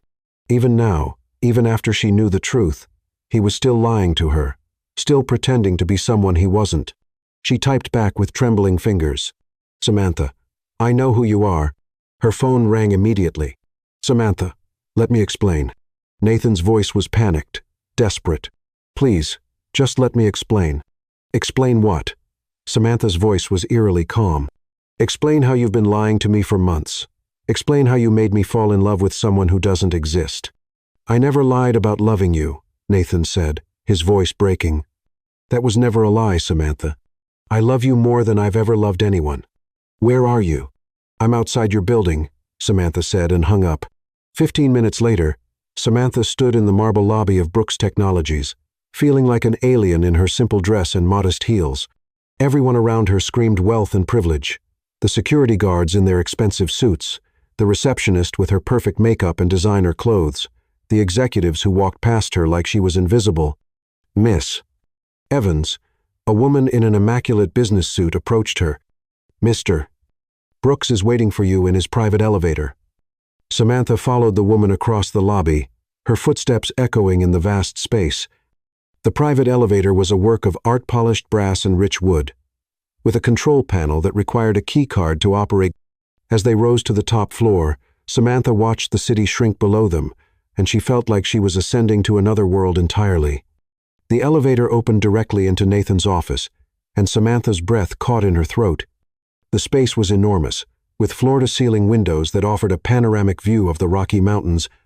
The furniture was obviously expensive, the artwork on the walls worth more than most people made in a year. And in the center of it all stood Nathan, no longer the humble construction worker she had fallen in love with. He was wearing a charcoal gray suit that probably cost more than her monthly rent, his hair perfectly styled, his shoes polished to a mirror shine. He looked like he belonged in this world of wealth and power. He looked like a stranger. "Samantha," he said, his voice full of anguish. "Thank you for coming." "Don't," Samantha said, her voice sharp as a blade. "Don't thank me. Don't act like this is some kind of reunion. Please let me explain," Nathan said, taking a step toward her. "I can explain everything." "Can you?" Samantha's voice was deceptively calm. "Can you explain how you've been lying to me since the moment we met? Can you explain how you made me believe you were something you're not?" "I never lied about the important things," Nathan said desperately. "I never lied about loving you, about wanting to build a life with you. You lied about everything." Samantha's composure finally cracked, her voice rising to a shout. "You lied about who you are, what you do, where you live. You made me believe you were struggling financially while you're worth billions. I wanted you to love me for who I am, not what I have," Nathan said, his own voice rising. "I wanted you to love me, not my bank account." "I don't even know who you are," Samantha screamed. "The man I fell in love with doesn't exist. He's a character you created to manipulate me." "That's not true," Nathan said, his voice breaking. "The man you fell in love with is me. The real me. The money doesn't change that, doesn't it?" Samantha laughed bitterly. "You think I'm some kind of gold digger? You think I can't tell the difference between love and manipulation?" "No," Nathan said quickly. "I never thought that. I know you're not like that." "Then why?" Samantha's voice was raw with pain. "Why did you lie to me? Why did you make me believe you were someone else?" Nathan ran his hands through his hair, destroying the perfect styling, because I was scared. Because every other woman I've ever met has wanted me for my money. Because I thought if you knew the truth, you'd reject me. So, you decided to lie to me instead, Samantha said, her voice hollow. You decided to build our entire relationship on deception. I fell in love with you, Nathan said, tears streaming down his face. I fell in love with you, and I didn't know how to tell you the truth without losing you. And now you've lost me anyway, Samantha said, her voice eerily calm. Congratulations, Nathan. You've managed to destroy the only real thing in your life. Don't say that, Nathan pleaded, reaching for her. Please, Samantha, I love you. I love you so much. It's killing me. Don't touch me, Samantha said, backing away from him. Don't ever touch me again. Samantha, please, Nathan begged. I know I screwed up. I know I should have told you the truth from the beginning, but I love you, and I know you love me, too. I loved a lie, Samantha said, her voice breaking. I loved someone who doesn't exist. I exist, Nathan said desperately. I'm real, Samantha. My feelings for you are real. Are they? Samantha's voice was sharp with pain. Or is this just another game to you? Another way to entertain yourself with the poor black girl who didn't know any better? How can you say that? Nathan's voice was anguished. How can you even think that? Because you're just like him, Samantha said, her voice cold as ice. You're just like Charles Rutherford. You're just like every other wealthy man who thinks he can play with people's lives for his own amusement. I'm nothing like him, Nathan said, his voice shaking with emotion. I love you, Samantha. I want to marry you. Build a life with you. With your construction worker persona? Samantha laughed bitterly. Or with the real Nathan Brooks? Because I don't know which one proposed to me. Both, Nathan said desperately. They're both me. Samantha. The money doesn't change who I am inside. The money changes everything, Samantha said. Her voice final. The money means you had the power to destroy me, and you chose to use it. I never wanted to hurt you, Nathan said, his voice breaking. I only wanted to love you. Well, congratulations, Samantha said, pulling the engagement ring from her finger. You've succeeded in doing both. She threw the ring at his feet, and it skittered across the polished marble floor like a discarded toy. Nathan dropped to his knees, scrambling to pick it up, his perfect suit forgotten. Samantha, please, he begged, the ring clutched in his palm. Don't do this. Don't throw away what we have. We don't have anything, Samantha said, her voice hollow. We never did. It was all a lie. It wasn't a lie, Nathan said, still on his knees. My love for you was never a lie. Your love, Samantha's voice was bitter. You don't love me, Nathan. You love the idea of me. You love the fantasy of the grateful poor girl who fell for your act. That's not true, Nathan said, struggling to his feet. I love you. I love your strength, your intelligence, your passion. I love the way you fight for what's right.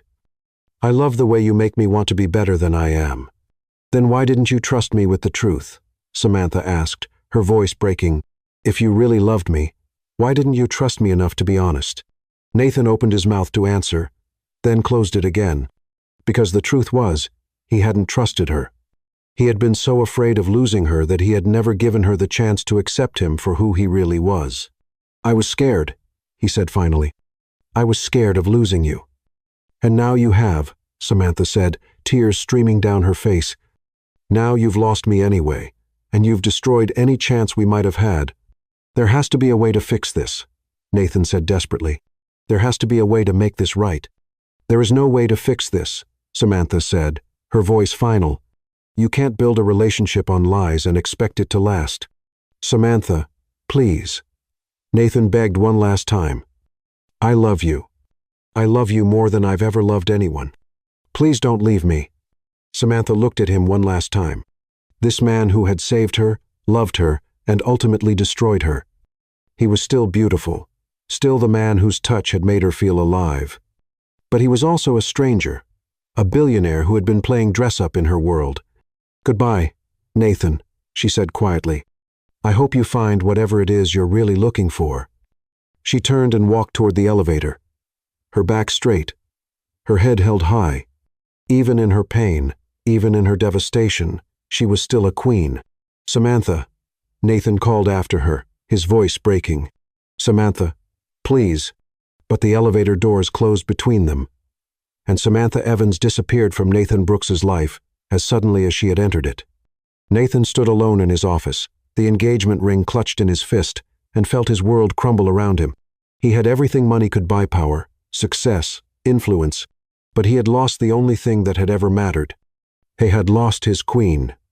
And as he stood there, surrounded by the trappings of his wealth, Nathan realized that he had never been more poor in his life. Chapter 9. Hearts in Exile. 3 months. 3 months since Samantha had walked out of Nathan's life, and he was slowly dying without her.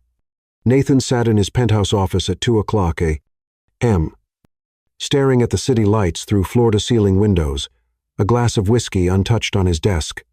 The Denver skyline, which had once filled him with pride, now looked cold and empty, like everything else in his life.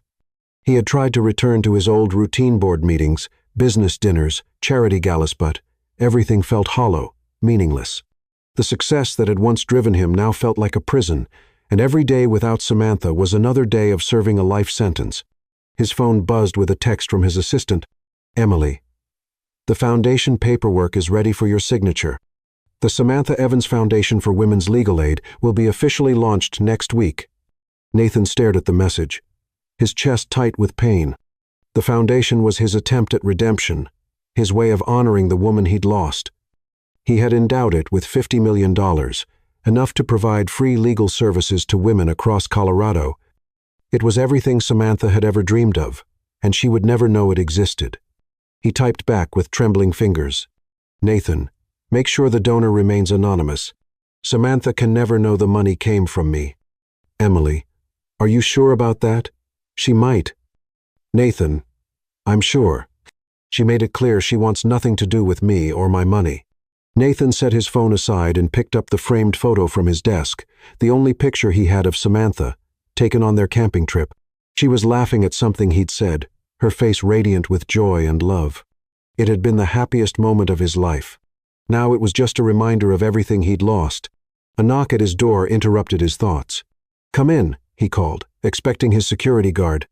Instead, Daniel Whitmore walked into his office, his expensive suit wrinkled, his usually perfect hair disheveled. Samantha's ex-husband looked like he hadn't slept in days. "What the hell do you want?" Nathan asked, his voice dangerous. "I want to talk to you about Samantha," Daniel said, his voice slurred with alcohol. "I want to know what you did to her." Nathan stood up slowly, his hands clenched into fists. "I don't owe you any explanations." "She's destroyed," Daniel said, swaying slightly. "I saw her at the courthouse yesterday. She looks like a ghost, like someone drained all the life out of her." "Get out," Nathan said, his voice low and threatening. "What did you do to her?" Daniel demanded. "She was getting better. She was happy. And then you came along and ruined everything." "I ruined everything?" Nathan laughed bitterly. "You cheated on her, tried to steal her business, and made her feel worthless." "I loved her." "Did you?" Daniel's voice was sharp with pain. "Because the woman I saw yesterday doesn't look like someone who was loved. She looks like someone who was destroyed." The words hit Nathan like physical blows. "You don't know what you're talking about." "I know that I made mistakes," Daniel said, his voice breaking. "I know that I hurt her, and I know that I lost the most incredible woman I've ever known. But at least I never lied to her about who I was." "You lied to her every day," Nathan said, his voice shaking with rage. "You lied when you promised to love her, when you promised to be faithful, when you promised to build a life with her. And you lied about everything." Daniel shot back. "You made her believe you were someone else entirely. You made her fall in love with a fiction." "I made her fall in love with me," Nathan said desperately. "The real me. The money doesn't change who I am, doesn't it?" Daniel laughed bitterly. "You think I don't know what it's like to have money? You think I don't know how it changes everything? You had the power to give her everything she ever wanted, and instead you chose to lie to her." "I was protecting her," Nathan said, but the words sounded hollow, even to his own ears. "From what?" "From being loved by someone who could actually give her the world." Daniel shook his head. You were protecting yourself, not her. You were too much of a coward to risk rejection. Get out, Nathan said again, his voice barely controlled. I'm going to win her back, Daniel said, his voice suddenly steady. I'm going to prove to her that I've changed, that I can be the man she deserves. She'll never take you back, Nathan said, but there was fear in his voice now. Won't she? Daniel smiled, a cold expression that didn't reach his eyes. At least I never pretended to be someone else. At least she knows exactly who I am. After Daniel left, Nathan sat back down at his desk, the man's words echoing in his mind. The truth was, he was terrified that Daniel was right, terrified that Samantha would eventually forgive her ex-husband's honest betrayal more easily than she would forgive Nathan's loving deception. Across town, Samantha stood in her apartment, staring at the walls that Nathan had painted with such care. The sage green that had once made her feel peaceful now felt like a prison, a constant reminder of the happiness she'd lost. She had tried to paint over it, to erase every trace of him from her life. But every time she picked up a brush, she remembered the way he had looked at her while they worked together, the way he had made her feel loved. Her phone rang. Daniel again. What do you want? She answered. I want to see you, he said, his voice gentler than she'd heard it in years. I want to talk. We have nothing to talk about. We have everything to talk about, Samantha. I know I hurt you. I know I made terrible mistakes. But I also know that watching you destroy yourself over another man is killing me. You don't get to care about my pain, Samantha said sharply. You lost that right when you cheated on me. I know I don't deserve your forgiveness, Daniel said quietly. But I need you to know something. I've been sober for 3 months. I've been in therapy. I've been trying to understand why I threw away the best thing that ever happened to me. Samantha was quiet, surprised by his honesty. The truth is, I was scared, Daniel continued. Scared of how much I needed you. Scared of not being worthy of you. So I sabotaged it before you could leave me. I know that's not an excuse, but it's the truth. Why are you telling me this now? Because I see you making the same mistake I did. You're so afraid of being hurt that you're pushing away the man who loves you. Nathan lied to me about everything, Samantha said. I lied to you too, Daniel said. I lied every time I said I was working late when I was with another woman. I lied when I said I loved you while I was destroying our marriage. At least he lied because he was afraid of losing you. I lied because I was afraid of keeping you. Samantha felt tears streaming down her face. I don't know how to trust anyone anymore. Then, don't trust me, Daniel said. Don't trust him. But don't give up on the possibility of love because 2 men were too scared to deserve you. After she hung up, Samantha sat in her apartment. Surrounded by memories of Nathan, she had loved him completely, honestly, with every fiber of her being, and he had lied to her about everything that mattered. But late at night, when she couldn't sleep, she found herself remembering the way he had looked at her, the way he had touched her, the way he had made her feel like the most precious thing in the world. Those moments had felt real, even if everything else was a lie. Had they been real, or had she just been a gullible fool, blinded by loneliness and desperation? The next morning, Samantha's assistant knocked on her office door. There's someone here to see you, Lauren said, her voice strange. She says it's about a job opportunity.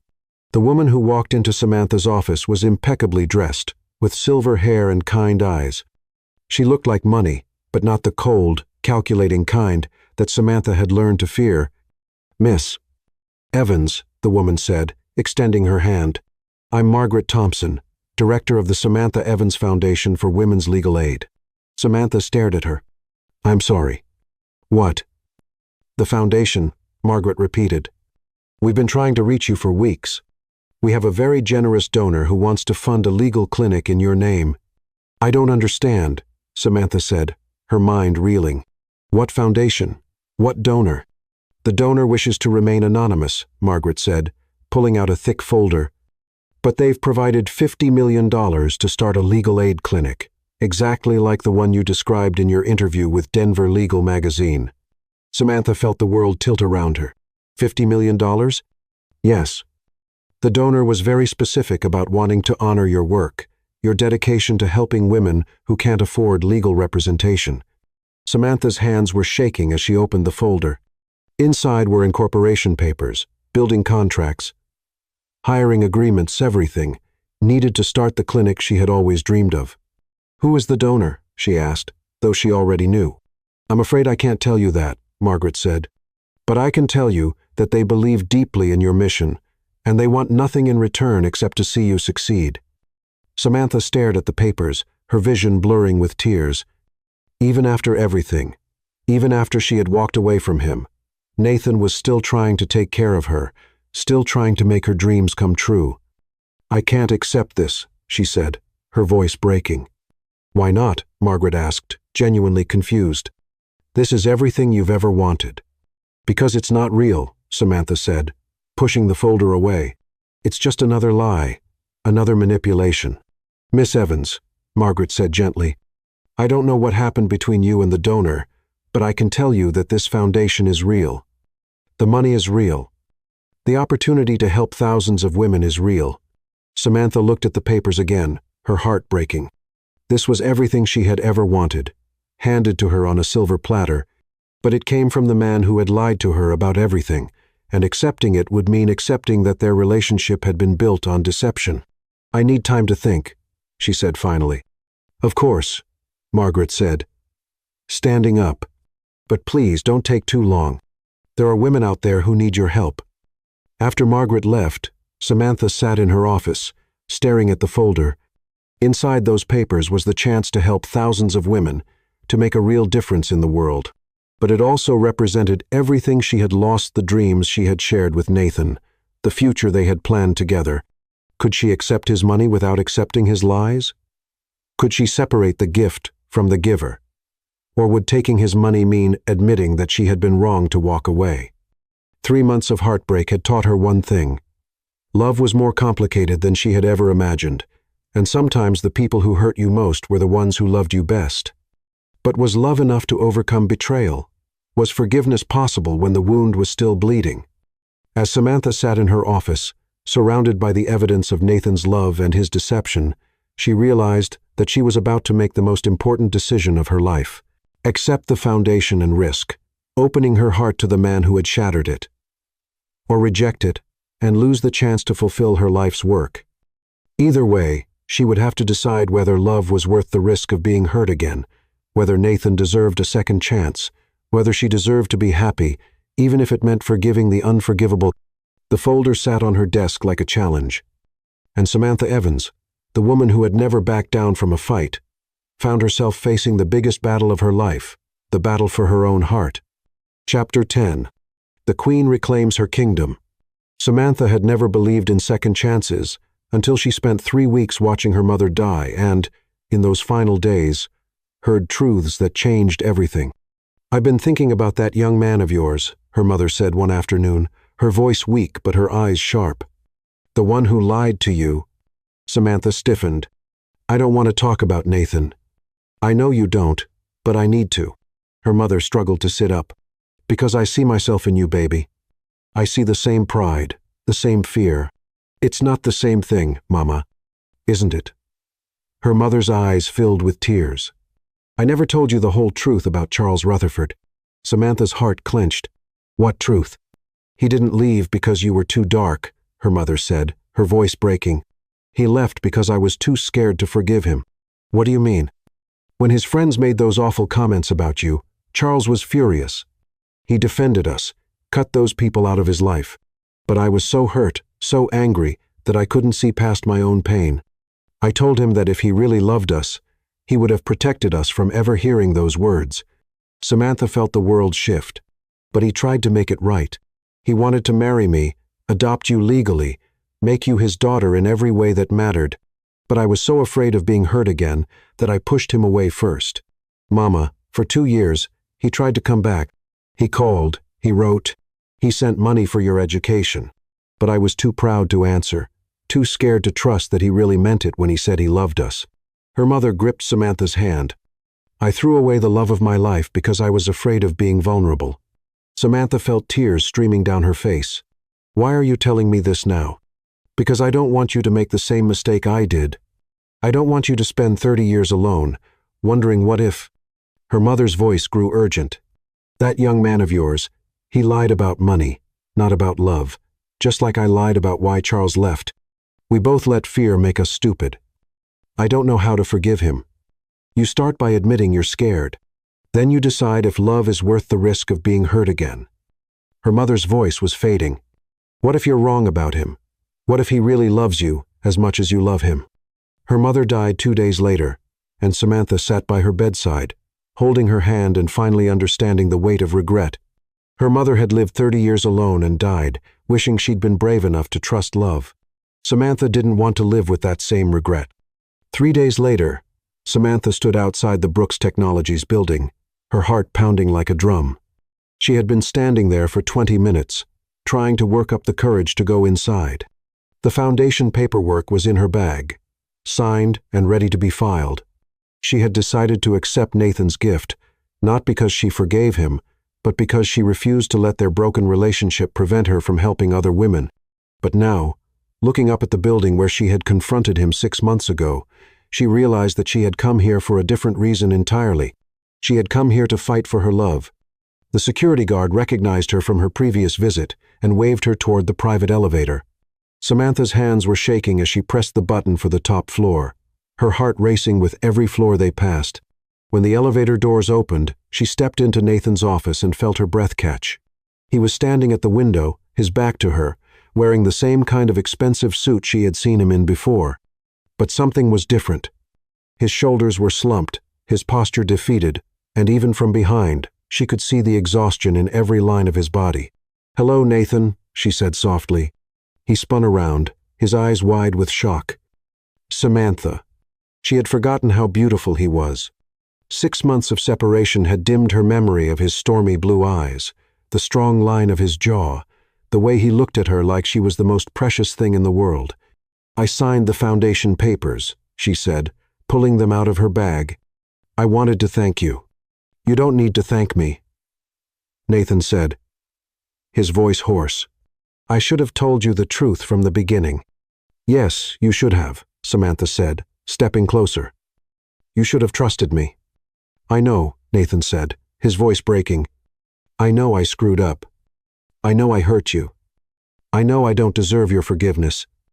"You're right," Samantha said, and she saw him flinch. "You don't deserve my forgiveness. You lied to me about everything. You made me fall in love with someone who didn't exist." "Samantha, I'm not finished," she said, her voice firm. "You made me believe that love could be simple, honest, real. You made me believe that I could trust someone completely. And then you showed me that it was all a lie." Nathan's face crumpled, and Samantha saw tears streaming down his cheeks. "I'm so sorry," he whispered. "I'm so sorry, Samantha. I love you so much, and I destroyed everything." "Did you?" Samantha asked, her voice softer now. "Did you destroy everything?" Nathan looked at her, confused. "What do you mean?" "I mean, did you lie about loving me?" "Never," Nathan said immediately. "I never lied about that." "Did you lie about wanting to build a life with me?" "No," Nathan said, his voice stronger now. "I meant every word." "Did you lie about who you are inside? About your values, your dreams, your heart?"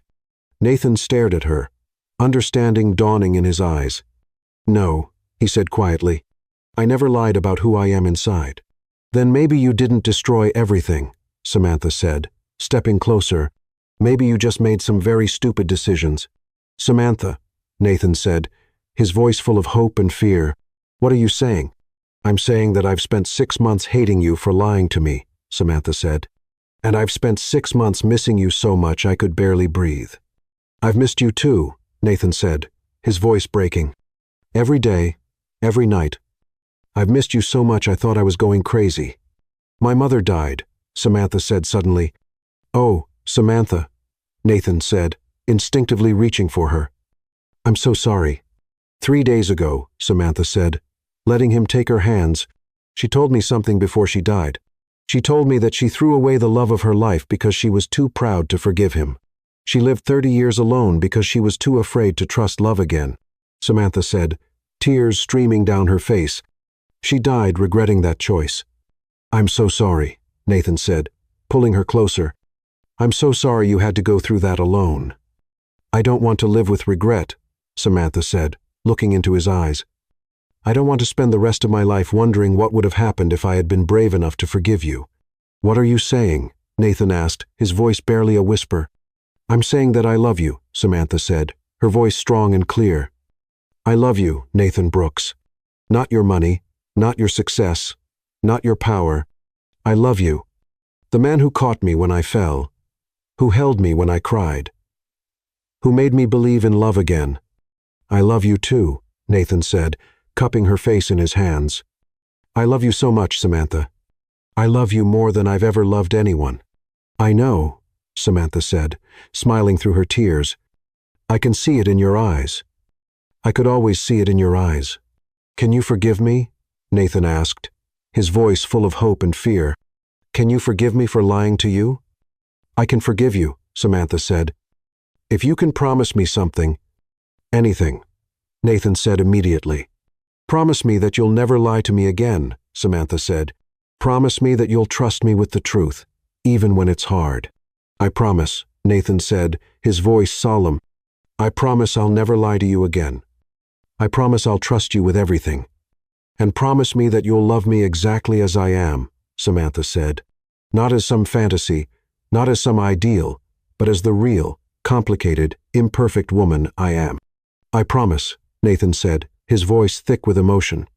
I promise I'll love you exactly as you are for the rest of my life. Then I can forgive you, Samantha said, standing on her tiptoes to kiss him. I can forgive you, and I can love you, and I can build a life with you. Nathan kissed her then, pouring 6 months of longing and regret and hope into the contact. Samantha kissed him back, tasting tears and forgiveness, and the promise of a future together. Marry me, Nathan said against her lips. Marry me, Samantha. Be my wife, my partner, my everything. Yes, Samantha said, laughing and crying at the same time. Yes, I'll marry you. Nathan dropped to his knees, pulling a ring box from his pocket. I've been carrying this for 6 months, he said, opening it to reveal the most beautiful ring Samantha had ever seen. I bought it the day after you left, hoping that someday I'd get the chance to give it to you. It's perfect, Samantha said, holding out her hand. It's absolutely perfect. As Nathan slipped the ring onto her finger, Samantha looked down at him and saw her future in his eyes. She saw laughter and tears, arguments and reconciliations, children and grandchildren, and a love that would last a lifetime. I have one more thing to tell you, Nathan said, standing up and wrapping his arms around her. What's that? I'm stepping down as CEO, Nathan said. I'm going to focus on the foundation, on using my money to help people. I want to be the man you fell in love with, the man who builds things that matter. You don't have to do that for me, Samantha said. I'm not doing it for you, Nathan said, smiling. I'm doing it for us. I'm doing it because I want to be worthy of your love. You're already worthy, Samantha said, pulling him closer. You've always been worthy. 6 months later, Samantha Evans became Samantha Brooks in a ceremony that made the society pages for all the right reasons. She wore her mother's wedding dress. Nathan wore a simple black tuxedo, and they exchanged vows that brought tears to the eyes of everyone present. I promise to love you, Samantha said, looking into Nathan's eyes, in wealth and in poverty, in truth and in forgiveness, for all the days of my life. I promise to love you, Nathan replied, honestly and completely, with everything I have and everything I am, for all the days of my life. As they kissed to seal their marriage, Samantha caught sight of Daniel in the crowd. Her ex-husband was watching them with an expression of regret and resignation, finally understanding that he had lost his queen to a man who knew how to treasure her. But Samantha didn't spare him more than a glance. She was too busy being kissed by her husband, too busy beginning the rest of her life with the man who had caught her when she fell and never let her go. The Samantha Evans Foundation for Women's Legal Aid opened its doors a month after the wedding, and Samantha threw herself into her work with renewed passion. She helped hundreds of women, fought dozens of cases, and built the clinic of her dreams. But her greatest victory was the love she had almost thrown away the man who had lied to her, and then spent the rest of his life proving that love could overcome any obstacle, even the obstacle of truth. As Samantha sat in her office at the foundation, her hand resting on her growing belly, she looked at the picture on her desk. Nathan in his work clothes, painting her apartment with such care and love. He had been pretending to be someone else, but in that picture, she could see the truth he had been hiding. He had been pretending to be poor, but he had never pretended to love her.